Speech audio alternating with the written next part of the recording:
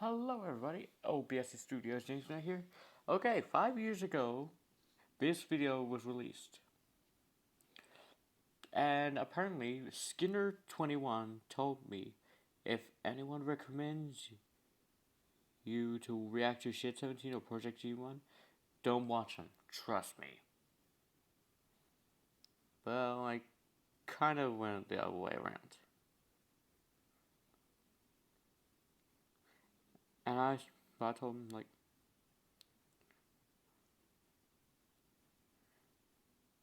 and these videos are apparently disturbing. But I was a bit too cocky, so never know what happened. And reacting to the very first video that actually got made, that is Shed 17. Here we go. Oh, is the video loading? Wait, there's train sound, so... Oh, okay. So much I know.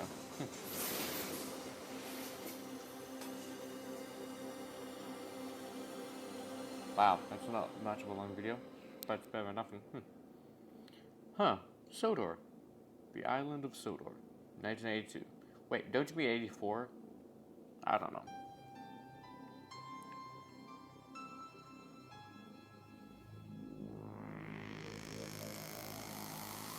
Whoa. What is this? Present day. Wow. I can just agree with that. I actually miss the old days when Thomas was model.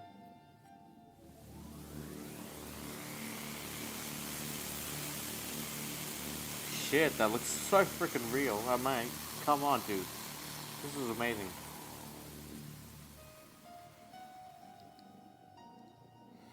Oh wow, this is amazing.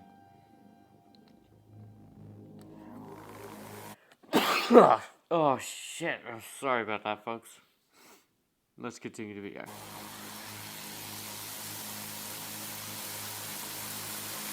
Is this an American engine, though? Ah, what do I know?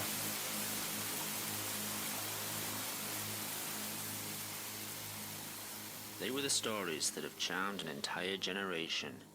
From the books to the television series, people around the world have grown up with the railway stories, and all their cheerful characters. Yeah. But the truth behind Thomas and his friends was no children's fantasy. Alright. The truth would be horrifying. Oh! Oh! Damn! Damn, the sound effects on this is, like, pretty spectacular. I mean, damn, that is actually really good sound effects added to it. It gives it more, like a scary feel to it. I mean, seriously, it's just amazing. Wow.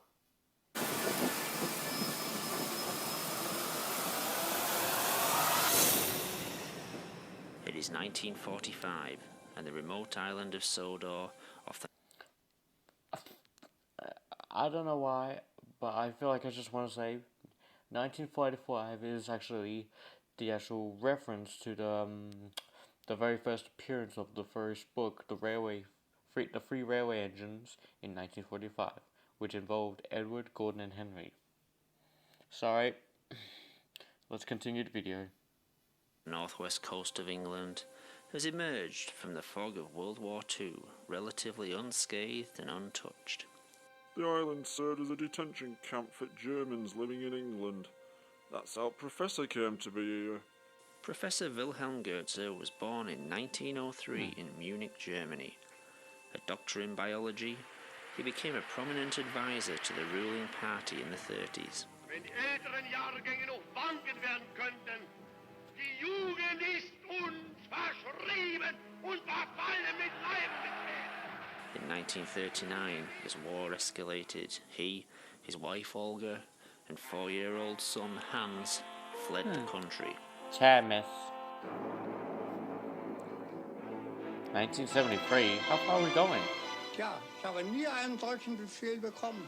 Er hat einmal gefragt, nicht am 14. Mai 19... I'm sorry, I don't know why I just laughed. It just sounded like he just said a completely different word I thought in my head. Sorry. 1942 war der Großadmiral Räder und ich bei ihm. That's what he wanted people to believe. The fact is, his experiments were hard to stomach even for his own people.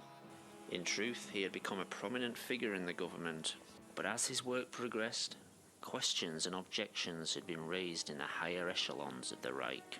His work with genetics and DNA was truly pioneering. The cracking and manipulating of the human genome. What Professor Goetze was most successful in, however, was keeping his history a secret until his death. In an attempt to gain favour among the German hierarchy, Wilhelm Goetze was at the forefront of the government's most fanatical policies. In 1938, he was influential in instigating the infamous Sajmelnacht, the Night of Sawdust. But, as his experiments advanced, he became a much less popular figure and soon feared for his and his family's lives. As soon as he escaped to England, he was banged up here. But locals were nice to him. There was no hostility, and many of them chose to live here after the war. Following their release, Professor Goetze, Olga, and young Hans chose to remain. After studying under his father, Hans left at the age of 18 and went to university on the mainland, studying biology and engineering, Well, that's all writing right. several pioneering papers about genetics and the splicing of DNA with mechanical implants. That's cool. He called it biofusion, the technique of manipulating genetic material to splice with mechanical attachments. However, much like his father, the British government Man, I can actually see what some of the things are saying.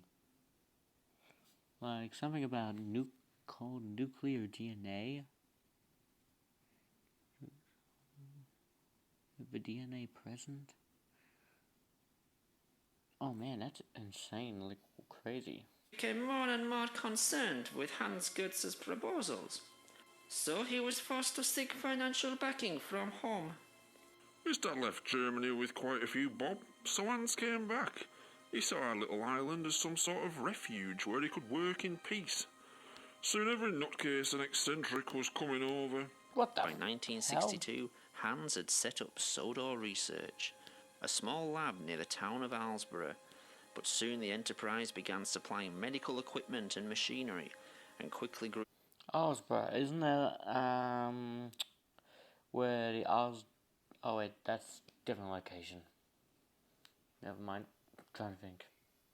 Grew to become a large complex, comprising its own links to the growing Sodor rail system. Young Abby Collins from the town was working there when Professor Hans took a liking to her. Soon they were married, and not long after, the town was buzzing with news of her pregnancy. Baby Thomas was born in 1968. Oh no. Oh no. Now I see why they call it a horror film. Jeez, you can definitely see that Thomas the Tank Engine face on him. Throughout the early years of his life, he would watch the growing railway network with fascination. He couldn't get enough of trains. His dad bought him one of the first video cameras, and he'd be on the platforms every day. You can see me in some of those tapes. Hiya, Mr. Hartley. Morning, Thomas. But he was friends with everyone. Even that simple bloke who could only say where he lived. Sodor. His favourite trains Nice. were the old steam engines. Steam engines. I don't seriously blame him for liking the old steam engines. I mean, seriously, steam engines were the first engines to actually become engines before after the horses. Oh, what am I saying? Shut up, James. Come on, let's continue the video. Were a dying art on the British mainland, but Hans also had a fondness for them, much like his son, and likes to keep them running for our purposes, taking orders from the labs to the growing docks, My childhood. or to the memories. mainland to be transferred to modern Childhood postal memories. express trains. But as the Sodor rail system expanded, it found itself increasingly under the supervision of the new British rail network and appointed a new controller. Right, get off my f***ing platform! Sir Topham Hatt. Born into money, he took his ridiculous name to heart and started wearing a top hat all the time. Of course, we islanders had a different name for him. Fat bastard. Never met such a cold-hearted as him. He banned all steam engine volunteers and cut most at rail employees, shut down the branch line and the smaller stations. He was happy to let the railway rust away, just like they did to the main line. But the Unbelievable. fortunes of the railway were about to take a profitable turn, a stroke of luck for the island that would result from tragedy. What the hell? Come on, we're gonna be late. What's the time? Thomas, get moving. Young Thomas loved following the railway. He'd be out all the time, hoping to catch a new train on his camera. 11:45's coming through soon. He won't wait for us.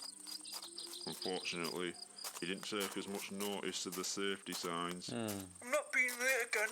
Have we missed it yet? Wait for the 11:45. Never mind the 11:45. It must be late again. Thomas, come on. It's always held up. That gotta hurt. And he was still filming. Hans was mortified. He disappeared from public view and into the labs. Locking himself in, he wouldn't allow anyone in there. Eventually his father Wilhelm came to see him. In a few days, a major laboratory had been locked down, followed by an engine maintenance shed, which was to become off limits to all. All production was shut down, orders weren't met, but the two Professor Goetzes didn't care. More and more equipment was being delivered daily, but no one was allowed in Shed 17. Right. Questions started being asked on Sodor. Where were the Goetzes? Would there be no funeral for young Thomas? And where was the body? I agree. Where is They'd it? arranged for Thomas to be transferred to a mainland hospital. He'd been taken to the complex but was never moved by rail. We all assumed the obvious. He was still in the lab. But if Thomas was there, was he still alive? And what was the purpose of keeping him at the complex? Almost a year after the accident, the doors of Sodor research were reopened. In an open invitation to the people of the island, Thomas Oh, rolled damn. out of Shed 17. Damn. It took me a moment to realise what it was I was looking at. When he looked at me and said, Hiya, Mr. Hartley. it dawned on me what Hans Goetzer and his dad had done. One woman passed out as Thomas smiled at us. Oh dear. I had to run off around the side of the shed. Hey, are you alright, Keith? Oh, poor As news Keith. spread across the country, the world's media rushed to Sodor Island. Why not just call it the island of Sodor? Like it's really He kept called. trying to interview me. I became a bit of a celebrity. Controversy on Sodor Island. Questions asked about science ethics. It's fair to say I was pretty nervous at times, Joined now by Keith Hartley. but I think I put on a brave Sodor face. Island. What did you think when you first came to meet Thomas the Tank Engine? Oh, that's nasty.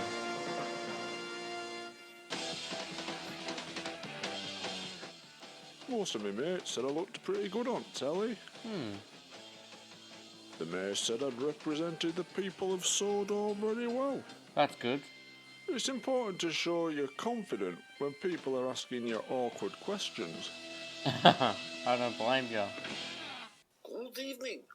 An act of mercy or a crime against humanity? I'm joined now by Keith Even when Hartley, some of the questions got difficult, I made sure I knew what I was talking about. What was your reaction when you first met a talking tank engine? You can't make an informed opinion, or if you can't string together two words on telly, well, maybe you shouldn't be on there. There are two sides to this. Admittedly, We've the read subject one matter was a bit lot. bizarre Let's hear the other one. sometimes. There are some dark forces at work here. You were alright as long as you could win over the audience. They're laughing at you. They're not laughing with you. Oh my god. How many times are we gonna do that? The Goetzer family refused to answer any questions. Behind closed doors, the only question they agreed to answer had been asked repeatedly. Would Thomas work on the railway? The response was an emphatic no. Why? Thomas's DNA had been reprogrammed to accept and adapt to the engine structure. using the engine's internal system to maintain his organic functions. What no one could be sure of was how much of the engine was mechanical and how much was organic material. Thomas had been able to move around without coaches, but to work on the railway, his engine would need to be fired up and operated by a driver and fireman. Since no one could be sure how much of the engine was Thomas, Oh the wow, pressure that's caused cool. by the engine could rupture his organs from the inside, True. and the incredible heat could boil him alive. Oh. Professor Hans and his father vowed Thomas would never work on the railways. Similarly, the two professors were to refuse many requests by people from around the world who wished to be biofused into engines. There were billionaires offering to pay whatever they wanted to be converted into an engine or some other transport. Train enthusiasts too, and people with terminal illnesses were desperate to be made into trains. Wait, did I just say Ringo Starr's last name? What's that?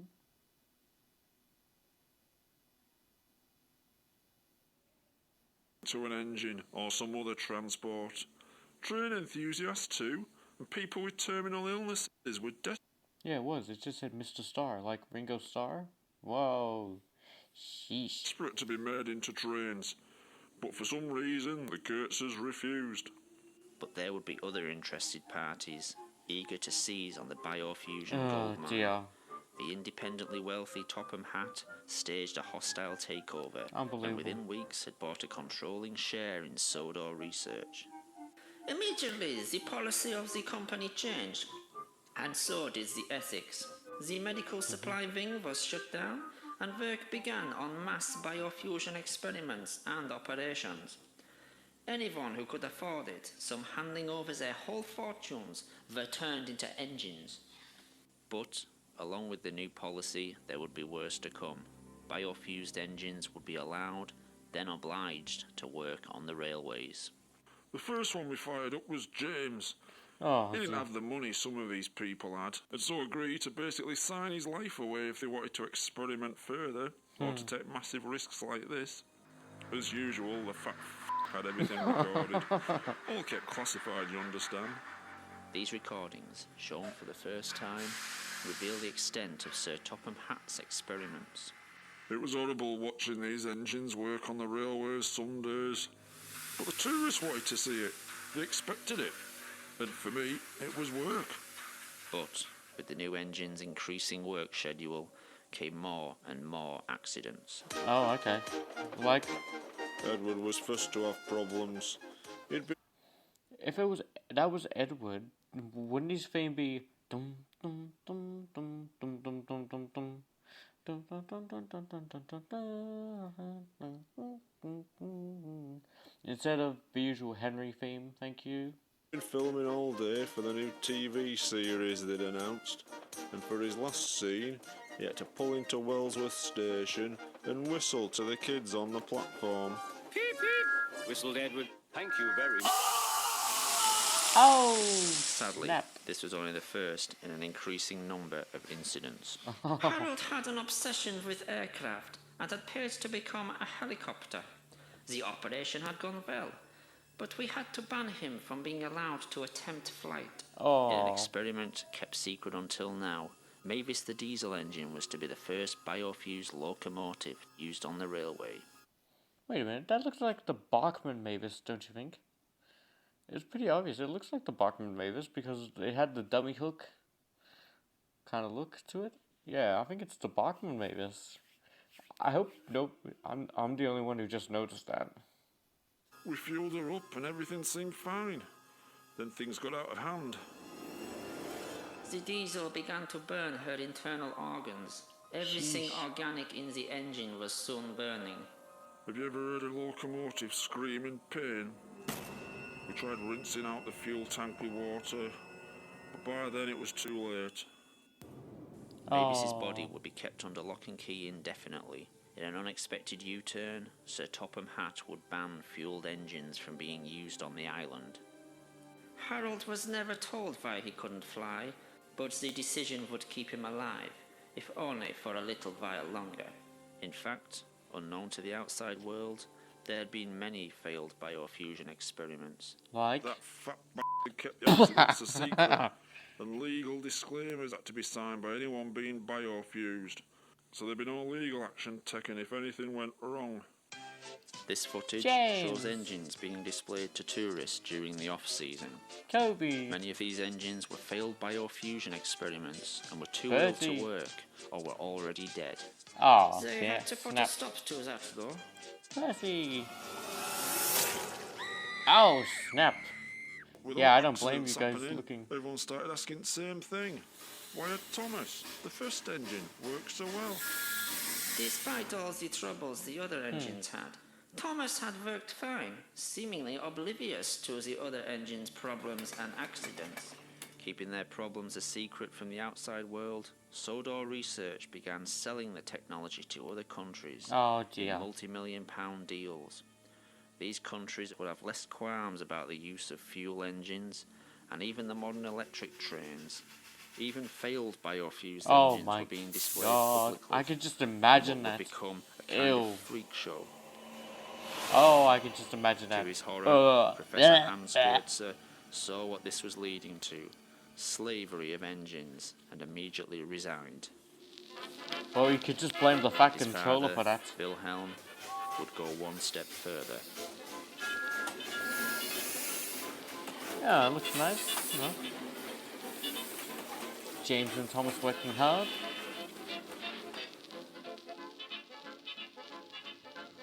Thomas, yay!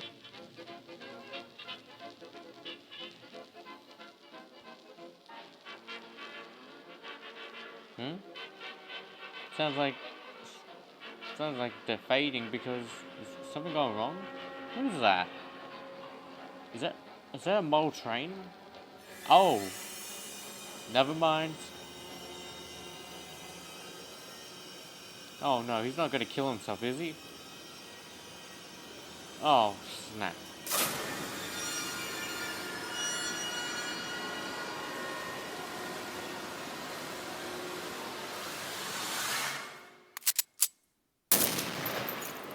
Sheesh.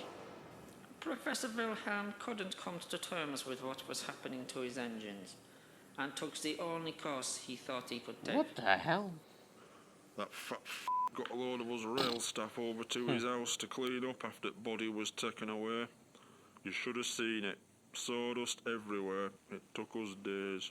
But such attempts to keep the incidents Donald. on Sodor a secret Oh, were Douglas. short-lived. Yeah, it's after Donald a because it very has one public digit. accident. Gordon paid an enormous amount to be Sodor's first 462 configuration engine. Much bigger than any other engine at the time. We were terrified that fat shite would make us fire up that huge engine. We were shocked to discover he had insisted on being able to work on the railway. So, one night, after the regular staff had finished for the day, Fat some of the rail staff and I fired up the engine.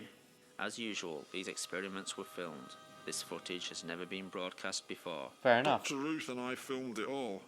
It might be a bit shaky. It was handheld. At first, Gordon complained about the heat. I don't blame him. Then that turned to pleas to douse the fire. But that fat bastard held us back. He wanted to see what would happen. He argued he had put a lot of work into Gordon, and the chances to get him working were too great an opportunity. He was literally cooking from the inside. Oh, By the snap. time we were allowed to act, it was too late. Gordon! Oh no. I wasn't as near to him as some of them. All I could do was run. I was lucky to get away with some singed clothes. Is it just me or does Gordon look like more like a 262 than a 462? I'm sorry. Others weren't so lucky. The fateful few hours following the accident would seal the fate of Sodor Research. The fat stopped us trying to put out the fire, insisting Typical. that any evidence would fall back on us. He kept repeating, "This was all your fault. You knew the dangers. You're legally to blame." He stopped us calling for ambulances or the fire brigade. Unbelievable. We told him, these are injured people here. They're going to die unless we do something. But he kept saying, No one from the outside can come in. No one can see this. Finally, someone suggested we airlift them to hospital. Harold was banned from flying for his own safety, but we thought the risk was worth it. Fueling Harold was a nervous experience. Would he have the same reaction Mavis had? We all breathed a sigh man. of relief and loaded the injured people aboard. Then it all went wrong. It looks alright. Oh. Okay. Oh! Oh no! Oh no! Oh! Oh! Harold's engine had worked fine, but what no one realised was most of Harold's lower extremities were permanently fused to his propeller system. As Harold's rotor blades began to spin, vital organs would be drawn into the motor and tear him apart from the inside. Sheesh. Well, now there was no covering it up. The smoke could be seen all morning, but news people were here in an instant. We were told to close gates and start clearing up the mess ourselves, with some help. Henry Thierry was the only 420 gauge engine on the... My God. I'm going to correct this two things. He's a 460, not a 4 whatever you said. And this is Gordon's theme, not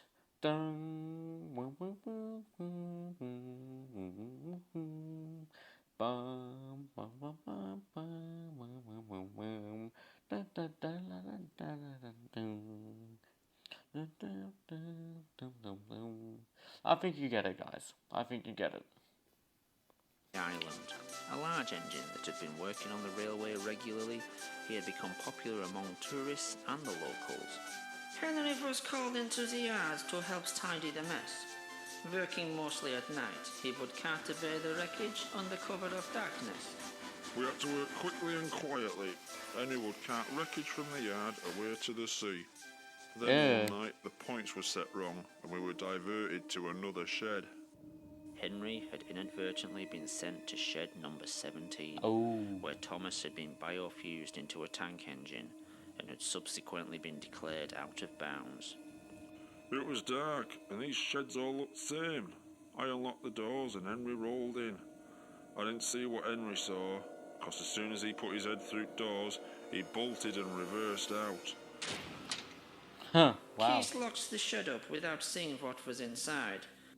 But Henry had seen it all. We wouldn't even dare talk about that shed, more than our job's worth. I don't blame But it. Henry had decided to speak up and confront Sir Topham Hatt. Good. That night, he arrived at the railway controller's office. Wait, what? I don't know what was said in there, but there were raised voices at times. They had a shouting match for 10 minutes. Then Henry left, back to the shed. By pure chance, he was sent back to the same shed as Thomas that night, and with one sentence, he sealed both their fates. Henry only said one thing to him: stay away from shed 17. Huh. The next day, the fat had a new job for him. What kind of job would that be, you prick? The flying kipper route ran Oh, through the night, no. delivering fish from the docks to the mainland, across the highest altitude line in the country. That old line was treacherous at best, but when Henry was put on there, in the middle of winter, it was a death trap. In 1970, fish had started being delivered by road to the mainland. It was safer and more cost-effective, and the line was declared redundant. Dangerous and unnecessary, it came as a shock to the islanders when it was... I wonder who that engine is, because it looks like it's stranded. Henry's just having a good time, going, yeah, nothing to worry about. Yeah, I wonder who that is, but I don't care, I have a job to do. reopened. That fat shite always hated Henry. He didn't like his cheerful manner, and he clearly had other lifestyle choices when he was a human. Wanted Henry away from the other engines, and Kipper Run was a death sentence. On the night of February the 8th, 1983, Henry had only been on the Kipper Run for a week. The following incident would be made into a book and later recreated in the television series. This is the train the Ringo! the Flying Kipper. Can you believe they put it in a kid's story? Of course, that fat f***er changed quite a few of their facts. They couldn't know the points from the main line to a siding were frozen, and the home signal should have been set at danger, but snow had forced it down. As the train approached the most treacherous part of the line, unnoticed to Henry, his driver and fireman, the points had diverted them to the adjoining siding and right into the path of another train. An American goods train, it looks like. Not like the actual television series, it's actually British.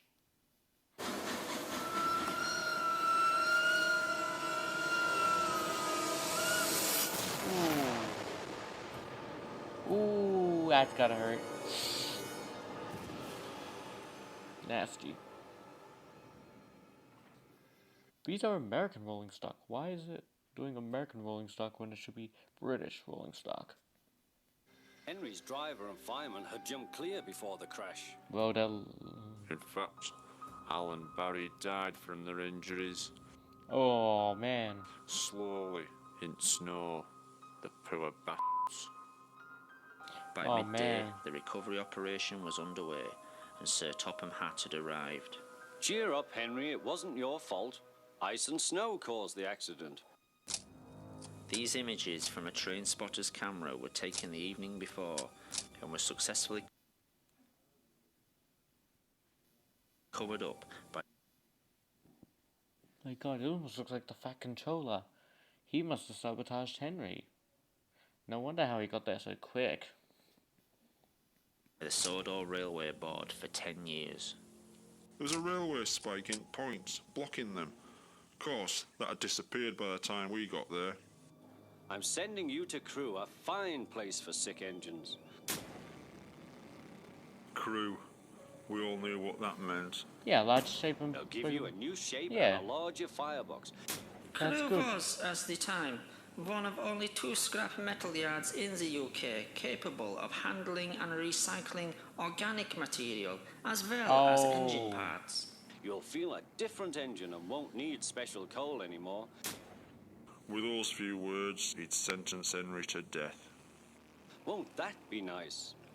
Yes, sir, said Henry doubtfully. Oh, no, Henry. Everyone knew he wouldn't see him again. And everything was sewn up nice and neat for that fat Oh, that's gotta hurt.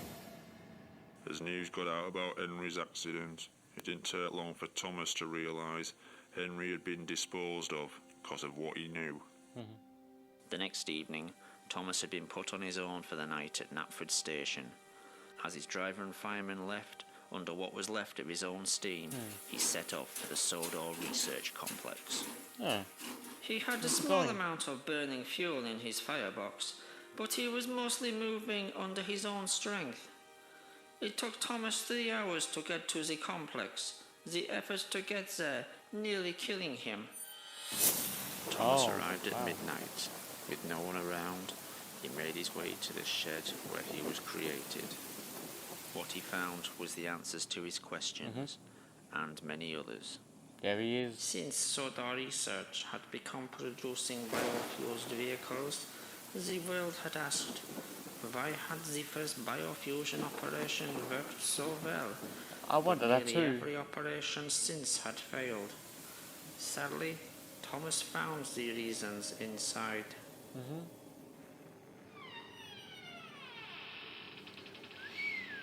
Whoa. That's cool. Thomas had never been the first operation. What? He hadn't even been second. How's that impossible? What shed number 17 contained was evidence of several attempts to create a tank engine with Thomas's DNA. What the hell? These had been early tests made by people with no experience of an experiment on this scale. Ill-planned and unprepared, these procedures had used DNA from the human Thomas and had been as much the real Thomas as the tank engine the world had come to know and love. But that's... Oh wow, what the... To us, Thomas the Tank Engine had been the Thomas we all knew as a boy. Part of the family the whole island's population had known and respected since Wilhelm first arrived. Oh man. In actuality, this tank engine was no more the real Thomas than all the failed creations made over the 12 months before. Wow. This Thomas had all the human Thomas's memories and experiences. He had learned what Thomas had learned, known who Thomas had known, but so had all the previous failures.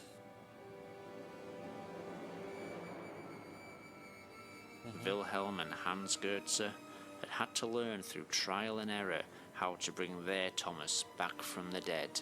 The following experiments had not had the same work put into them, You can say that resulting again. in the freak engines and aircraft that had developed so many problems on Sodor Island and around the world.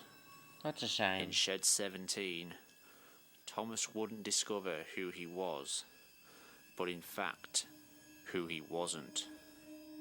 Oh, okay, interesting. What do you think should be in there?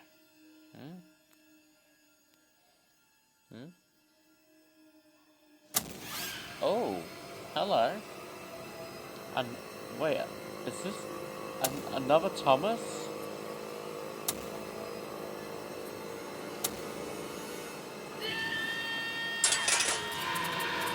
What the hell? What the hell?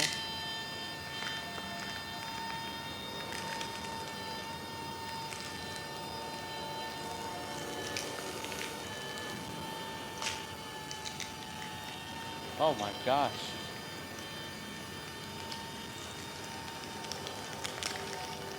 Jeez Louise.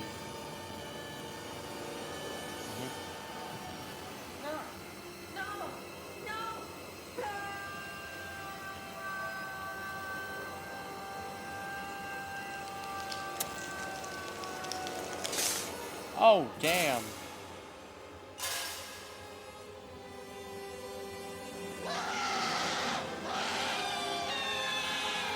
Ow, my freaking ears.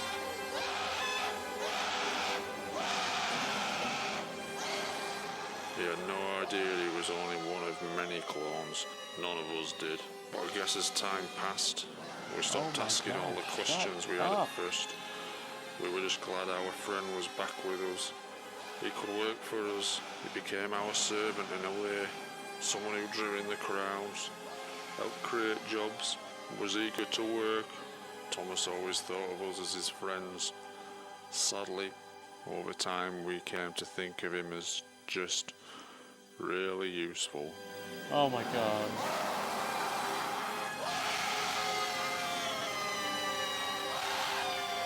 Shut up! God damn it.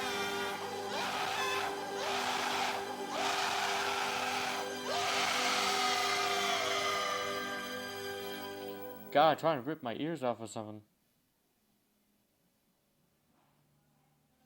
God damn it, trying to rip my ears off.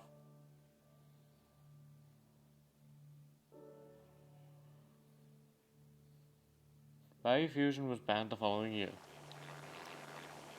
Original work with biofusion engine was finally banned after the wind-scale nuclear blast test of July 20. Oh my god, 98. Oh my god. Was that real? Is that a real life event? So Topham Hatt disappeared without a trace. His whereabouts was never discovered. He would now... Oh, I can feel. Thomas the Tank Engine remains in a specialist unit where he has currently undergone 23 reconstructive operations. Shit. Oh my god. Biofusion was last developed in Europe and still at work. Sadly, in China, biofusion is still commercially for all potential prisoners. 今日會有一批水果同蔬菜抵達碼頭嘅，我要你將食物送去納福站，繼續做你自己日常嘅工作啦。Oh my god.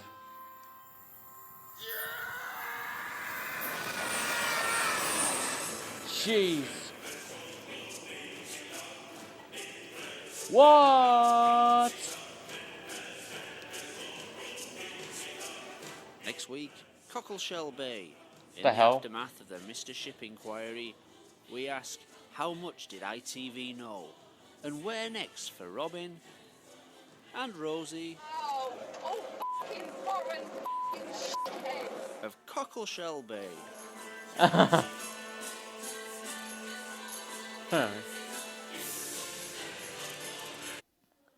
Okay, let's ignore that music. Okay, I gotta say, well done. Absolutely, the animation, everything is like spot on. I'm a little bit scared, but a lot of people would think I would be more freaked out. But not really, I'm not really that freaked out. I'm actually used to horror films. So yeah, I wasn't really that scared, it was just that little bit. I only had some rest in peace headphones moments, especially when Thomas was screaming. Oh, thank you so much for watching, everyone, and have a happy Halloween. And this is OBS Studios, James Ignite, signing out.